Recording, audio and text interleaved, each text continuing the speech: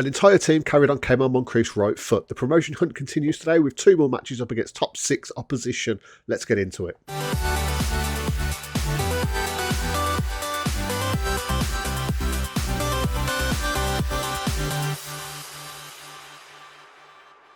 So yes, Chelmsley Town still top of the league, 16 games won, 1 loss, smashing it. Kamar Moncrieffe, top of the leaderboard, top of the goal scoring leaderboard at least, by a long way. He's 37 goals in 17 games, which technically he has slowed down a bit since the last episode, but I have rested him for, I think, 1 game. Might have even been 2 in that period, just because he was playing every single game. So he is absolutely still killing it. He's still on over 2 goals a game on average, but hopefully he can still get that 100-goal target, which it's unlikely, but it would be incredible if it happened. In the last episode, we took on Cradley Town at the end of it. Obviously, that was a nice 4-0 win. After that, we took on Coventry at Copswood, which was an easy 3-0 win. Kamar Moncrieffe got 2. Demetrius Rami got his first goal of the season there, so that was a very good performance. I'll just have a quick show of the stats. It was never really a competition. They had 3 shots, 1 of them on target. Absolutely killed them all over the pitch. Somehow they had more possession, but, you know, it's the final result that matters at the end of the day.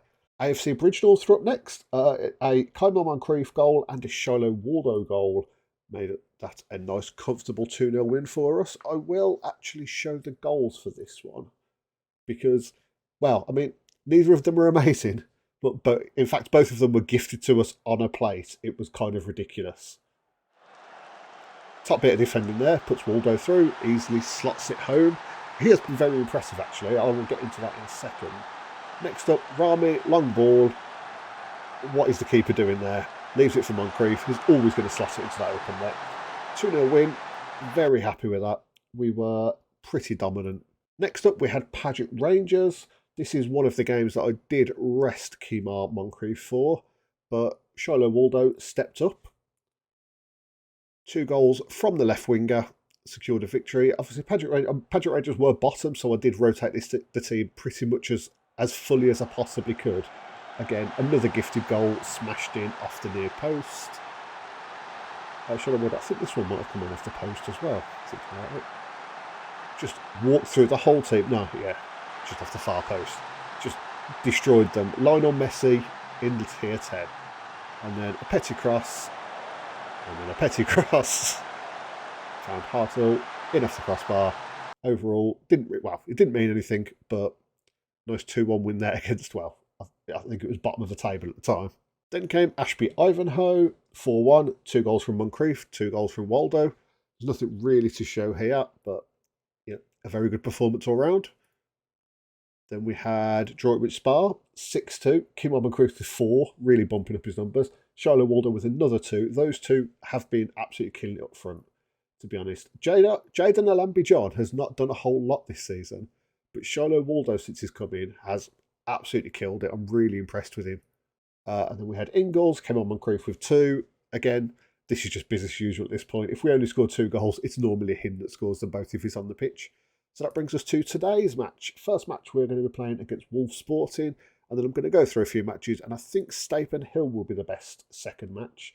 Third place, we have got a couple of others that are, not doing terribly. I was tempted to do the Coat and Green match again, but I feel like Stapenhill it should be a good challenge, although not too many teams have been too much of a challenge so far, if I'm honest.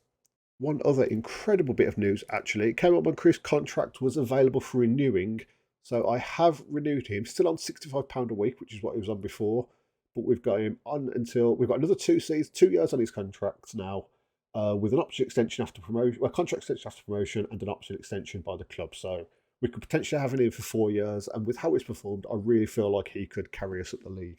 Funnily enough, even though he signed a new contract, he's actually on slightly less money. I mean, his seasonal goal bonus, I think, was 170 for 25 goals this season. And his appearance fee, he's currently on 30 for an appearance, 30 for a goal, 10 for a new substitute. And it's 200 after 25 he's currently on. Sorry, I've got them on a notepad document on the other screen at the moment. Yeah. Overall, he's absolutely killing it. I mean, he has got a 40% wage rise, which I really hope that doesn't come back to bite us, because by the time his contract finishes, he will be on like over £200 a week, I believe. I think my maths are right there. Like 100 plus and 100. He'll be on he'll be on a decent wage for a low league team, but I really think he can be the catalyst for this club to climb up the league. So as far as I'm concerned, it is worth it. So we have got a little bit of unhappiness at the club as well. We've got Tyler McGee, who wasn't happy that he hasn't been playing enough.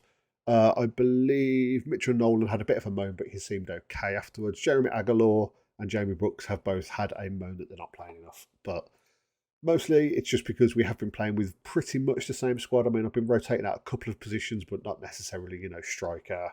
Well, just striker, really. Striker and goalkeeper are the two that have played pretty much every game. So I couldn't understand what Tyler McGee, because I think I brought Tyler McGee in originally as a important player, maybe even a star man, and I've had to knock him down to like a squad option. So he did kick off a bit about that. But yeah, I think this is how we're going to line up today against Wolves Sporting. Hopefully we can get another win. Let's just get into it. So another match down at Pack Meadow. What formation are they playing? We've got a 4-2-3-1. I mean, it's something that we haven't played against yet, I don't think, but I can't see it causing us any problems.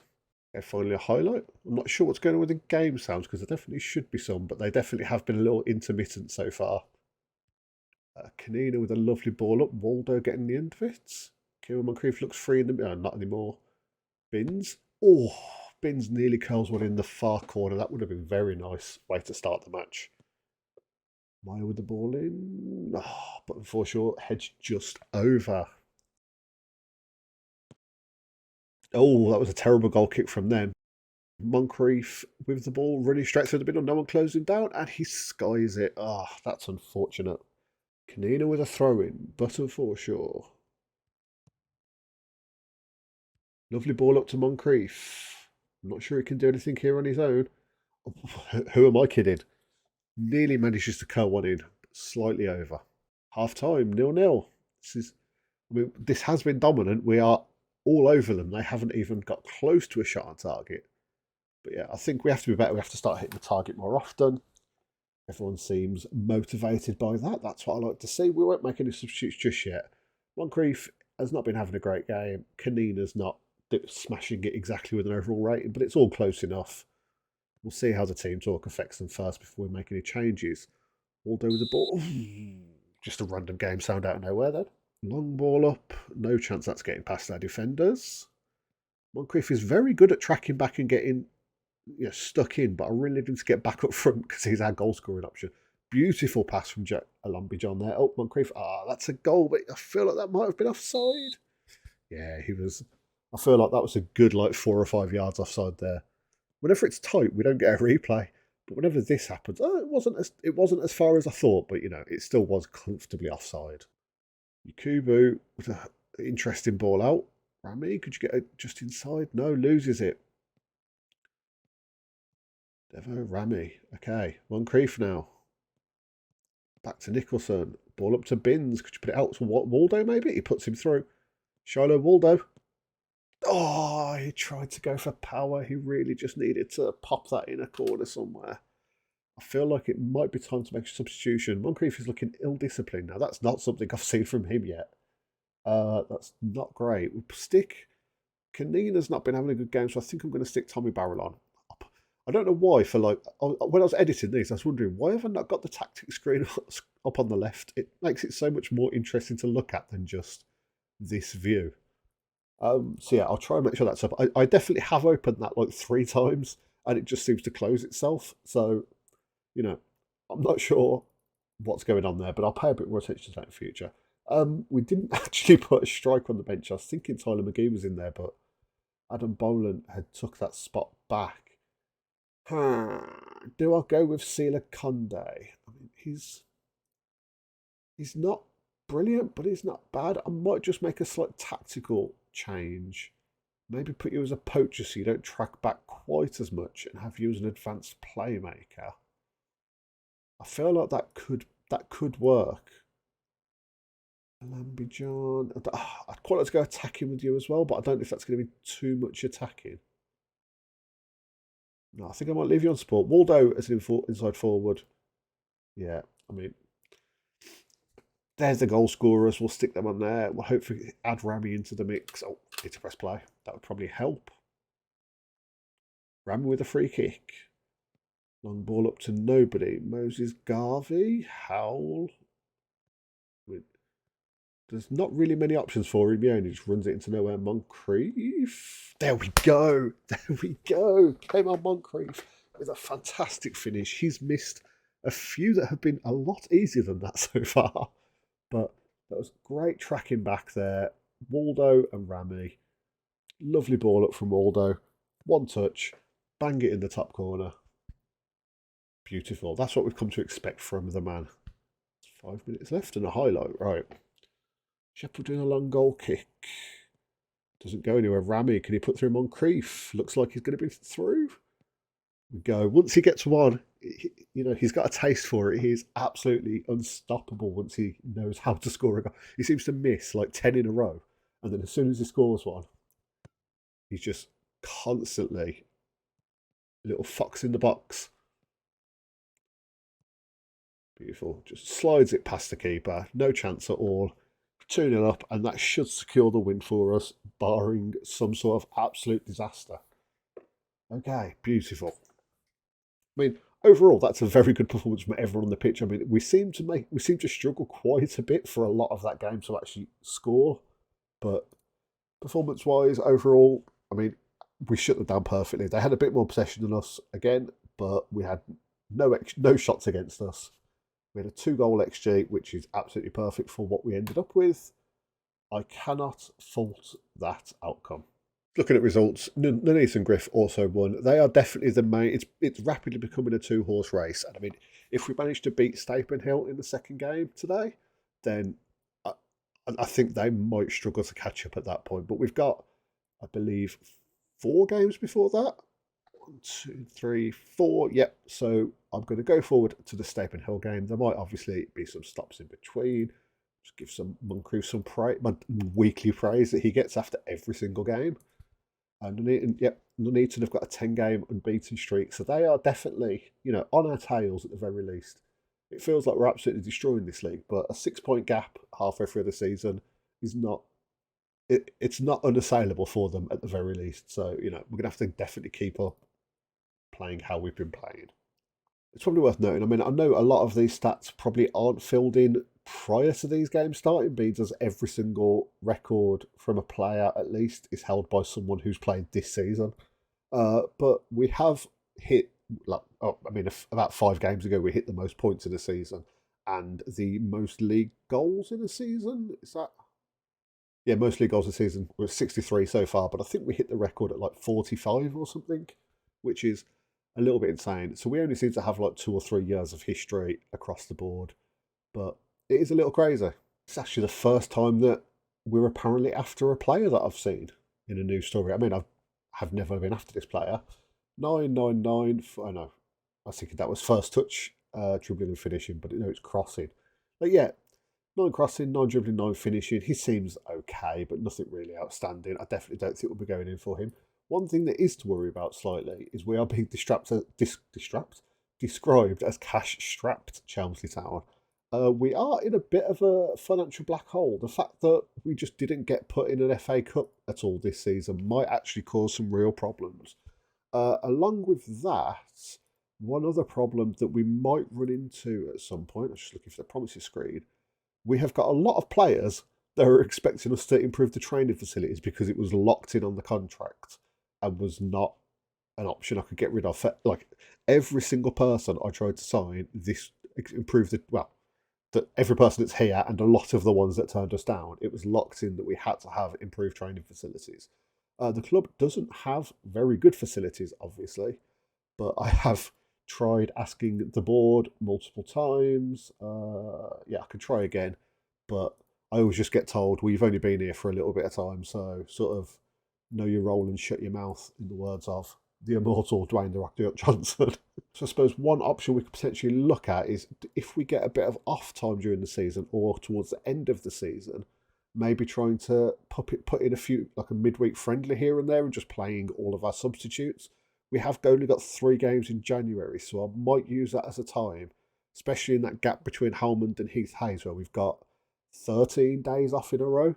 I might put in a little friendly tournament or something there just to try and raise a bit of funds. and see what we could do. I've also been trying to get a senior affiliate, but yeah, it's not even letting me try again now. I've asked a few times and I just keep getting told no. But any sort of yearly payment would help a lot. I mean, we're halfway through the season and we're 30 grand down.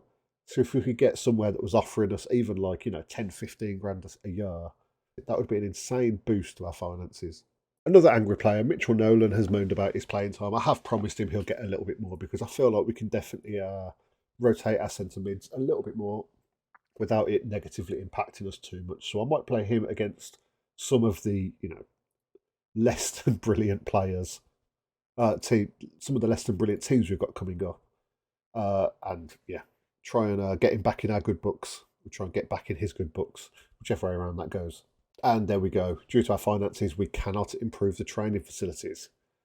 I really hope we don't have just a mass exodus. I mean, we are going to have a mass exodus at the end of the season because I feel like about 10 players, is it, that have got everyone down to Finley Wood and above are 1, 2, 3, 4, 5, 6, 7, 8. Their contracts are expiring at the end of the season. I feel like we could probably replace all of them. We've got some of our first teamers in there, but I don't feel like it would be the absolute end of the world if we had to replace them, especially if we get promoted.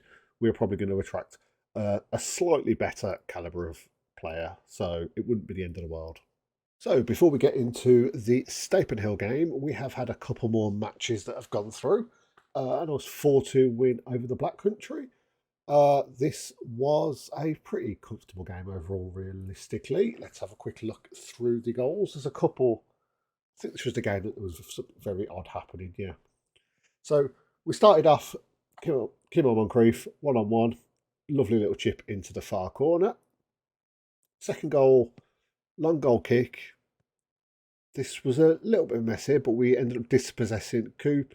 He just puts Moncrieffe through. Another lovely finish from a tight angle there. Nolan with a lovely little header there for the third goal. Moncrieffe with a long lofty ball out to Wood. Wood with a lovely ball over to Siliconde. First time finish. Absolutely beautiful. 4-0 against Wensfield even. Demetrius Ramy got 2. Kamar Moncrieffe got another 2, of course. That should sort of be a given at this point, that he's probably scored at least one. Ramy with a beautiful free kick to start, curls it in the near post. Absolutely unstoppable. Carlos-esque, you might say. Moncrieffe running through the middle here, puts it out to Wood.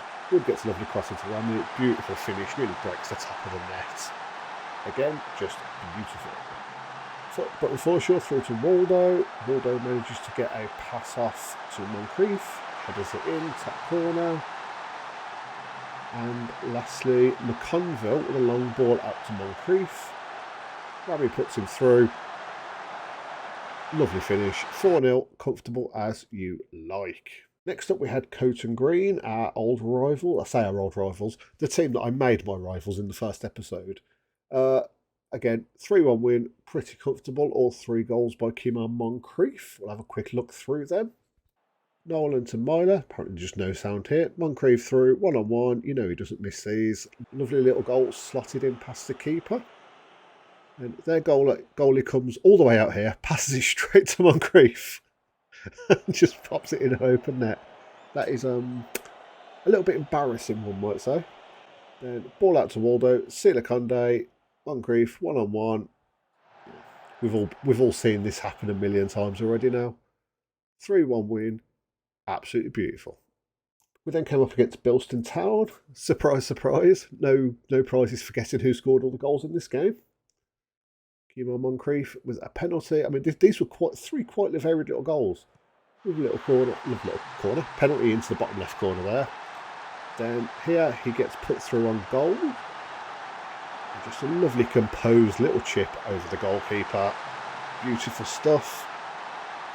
And then lastly, another ball up to Moncrieffe. One touch, bangs it in, full force. Absolutely beautiful. They did end up getting 2 goals back late on, which was a little nervy, but overall it wasn't that scary. I mean, that was a terrible bit of defending, but overall it wasn't that scary. And then Clark with a free kick. Yeah. football manager doing football manager things sometimes. But yeah, so that brings us up to date. We are now 8 points clear at the top of the league. Nuneaton Griff did drop some points against Wolves Sporting. So that worked out quite nicely for us, and it's put us in a good position. And you might have seen, after 22 games, Kamar Moncrieffe on 49 goals. So he is still slightly short of the 100 goal season possibility. But hey, who knows? This could really, it could work. But also, this is about the sort of time of the season where all the teams start adapting to what you're doing.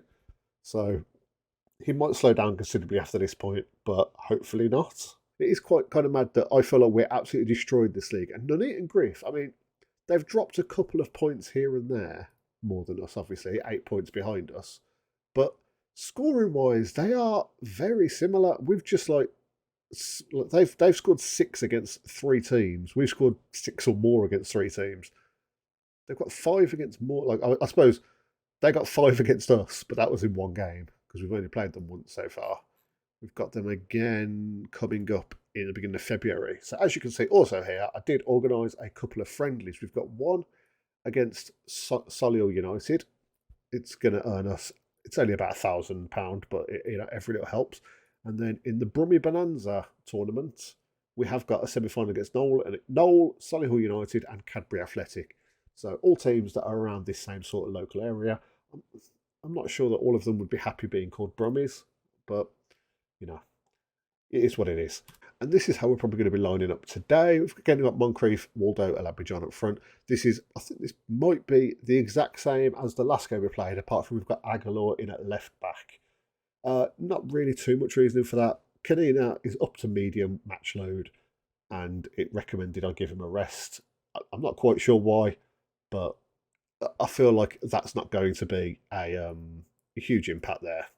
So starting off, they're playing a 4-2-3-1. Again, I think that's the same as we got in the last game. They've actually lost 5 in a row. Are they?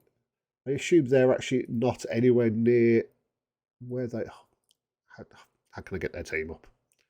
Opposition. Let's have a look. Where are they? Because they were third. Oh, they're down to fourth. Basically, these teams have just fallen off the top 2 quite a bit.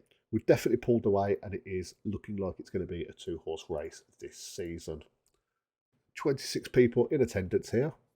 Aguilar with a corner. I keep saying free kicks for corners today. I'm not quite sure why. Binns can look to cross it back in. That was quite a jarring angle change then, but Alambidjan head is just wide. Burks, we are closing them down quite well, but we can't quite get the ball off them there. That could have been a nice counter-attack opportunity. Dainty just takes his sweet time doing anything there, it looks like. This doesn't look like... This is either going to be a long ball and a goal for them, it feels like, or we're going to dispossess them and score. Again, not a long ball, but we still dispossess them. And it's up to Moncrieffe. Oh, yes. It lands in the back of the net. There we go, 1-0. I mean, it turned out they didn't put a long ball, but we did dispossess them and then put a long ball up ourselves. So that works out very nice. I'm still putting that as, a +1 on the Mystic Meg scoreboard right there. That's a reference that no one under 30 is probably going to get, but hey. Kamar Moncrieffe, first goal of the game, 10 minutes in. Absolutely beautiful. Got another highlight here. Yakubu with a short goal kick to Kemp. Is this going to be a long ball? No. Binns puts Rami through. On square it, we need a man to get some goals. Oh, actually, no doubt. That was an absolutely gorgeous finish. Oh, my God. Demetrius Rami hasn't scored loads. I think he's up to like 6 or 7 for the season now. But all of them have been absolutely top draw. Whether he's bending in a corner, I'm getting these mixed up all the time, or he's bending in a free kick, or just banging the top corner in off the post, in off the bar. It's just beautiful. What is he? How many is he on? Only on 3. Maybe I'm just thinking because he's assisted quite a few. I am losing my marbles. Lee now in our penalty area, but he's got no one really to go to. Okay, support's arriving now, but it's not going to do anything. Moncrieffe, Rami, can you send Alambidjan on the far side? Apparently not. Moncrieffe's coming out towards Waldo. Pass it back to Aguilar. Into Binns. Over to Rami. Oh, slots a pass through perfectly, splits the defence. Shiloh Waldo, 3-0, 28 minutes in. That was an interesting celebration from the team. But absolutely beautiful pass there. Was that it was over to Rami? Yeah, and just none of the defenders saw that coming. Lovely little, I was going to say a run, but he only took about 3 steps towards the ball and smashed it in. For your centre back to be trying that shows you've got some team confidence right there. Kev Suras. That's an interesting name. It's a little odd. I've not seen that one before. Lee now down the wing. Can he get a cross in? Oh, God, I've just took the piss out of his name. He's going to score against us. No. Pass it to Kamar Moncrieffe now. Can you just blitz past him? Go, go, go, go, go, go, go. Just shoot from there. It's fine. Going to pass this in, I think. No. Nearly managed to get a shot away. Well, he did manage to get a shot away, but nearly managed to slot it in the far corner. Got Waldo on the corner. On the cross. Really just not doing well with words today. Half time. Okay. So I don't think I'm going to make any subs just yet. Definitely could. There's a bit of complacency going on. That's for sure. Didn't knock this out. Perfect. It just closed itself. I don't understand it. For sure, Aguilar and Kemp are all looking quite complacent. I might bring on... Adam Cash is a right winger, isn't he? I might just bring Kaneda on. I'll bring him on for Aguilar. Yeah. I think that's going to do for now. Fuck it. Alambridge on. Take him off. We'll put Wood on. Just trying to get some playing time in because I can't see a way that they're going to come back from this. Conville. Lovely little ball up to Moncrieffe. I don't think he's going to be scoring from this, but oh, after doing that goal, that defender, I definitely thought that it had happened. He'd prove me wrong. Kanina now. Lovely chip over to Wood. Moncrieffe's offside, it looks like. No, he's not. He must have stepped back onside just in time. That was a beautiful little cross and a header. Where was... He definitely looked like he was way ahead of the play. Yeah, like there. That would not have been good, but he just stepped back in time to head it into the top corner. That was actually a really nice header. I feel like there might have been some disconnect. Oh, it's a tight offside. Yeah, he just stepped back in time. Oh no, maybe he wasn't offside, or maybe he slowed his run a bit while the ball was going forward. But either way, Kamar Moncrieffe keeps up his 2-goal-a-game average. I definitely need him to step it up just a tiny bit more. I think he needs to average something like 2.4 goals a game to be able to get to the 100. But that would be... I don't really think I can be judging his season as a success or a failure based purely on whether he hits 100 goals or not. But hey, he's through again. Kamar Moncrieffe. Oh, the goalkeeper's just desperation dive there. He's just took it round the goalkeeper. Made him look silly. Beautiful little finish. This was just a Brad Binns pass. Yes, it was. And he just kept going. The goalkeeper should never have came out that early, I feel like. But lovely little finish. They've switched to a 4-2-3-1. Actually, they were at a 4-2-3-1. I didn't see them change to something else. And now they've changed back. Maybe at half time. Got Rami getting on the end of this. He does manage to keep it in. Where's he going to go with this? Absolutely nowhere. Passing the ball back to McLaughlin. Burks up to Lands. God, we need to keep a clean sheet, lads. We have conceded almost a goal a game on average, and I mean that's thrown off massively by the fact that we conceded 5 goals in one game. But it's a goal a game on average is not brilliant. Burks just threw on goal. This has got to be a finish. Oh, what a save by Paul Yakubu. Absolutely love this man. Yeah, Kamar Moncrieffe is 1 goal away from a suspension, but I really would like for him to just keep scoring. Has he got... Oh, he has got 3. Yeah, he's done persistently fouling. I think that's probably a good shout to take him off. There's only 20 minutes left of the game. He's upped his average considerably. Well, he's beat his average for this game at least. He's not up this seasonal average, I suppose. Lands... Off the post, Kanina with a clear. Out to McGee. That was a very fancy pass. I'm not sure how much purpose it really had. Little scoop. Waldo getting fouled on the far side. Is that a yellow card for Steele? Apparently, I don't think so. I didn't see a yellow card anyway. Finley Wood now with a cross. Nope, doesn't find anyone. Up to Burks. They seem to be getting a lot more. They've definitely grown into this second half, and there's just absolutely no one in the middle there. I'm just going to tell him to focus. They might not react too well to this, I'm not sure. But I'm not going to skip it. But when this goes out wide, what is this defended? You've got one person closing them down, but unfortunately McConville are just slowly floating around the outside of the area.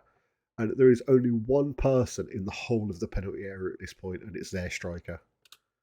That's ridiculous. I mean, not going to take away first line volley into the top corner. It's a beautiful finish, but he should never have had the opportunity to do it.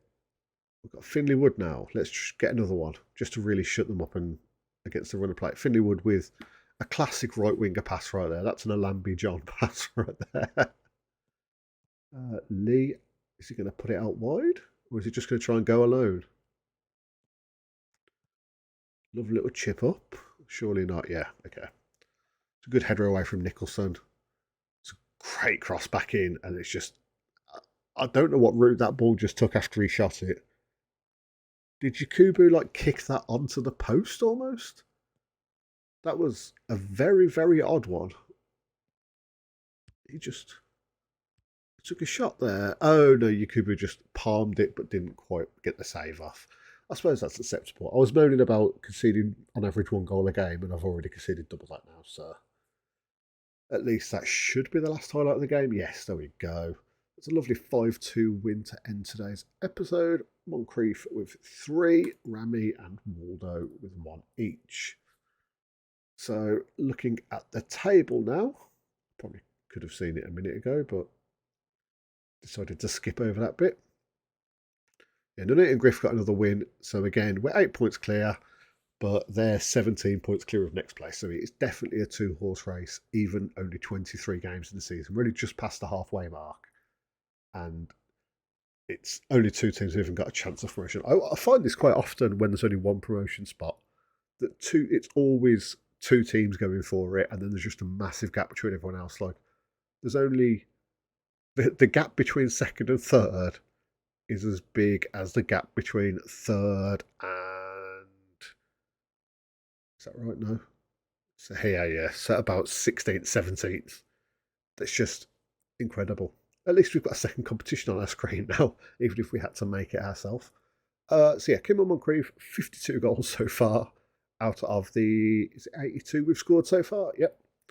So, he's doing all right, I suppose. I mean, Nunnett and Griff, Ruben Mudd is now their top scorer. I suppose he's not bad. 8 finishing, 10 first touch, 11 acceleration. He could definitely be a lot worse. 31 goals in 18 games, that's a little surprising.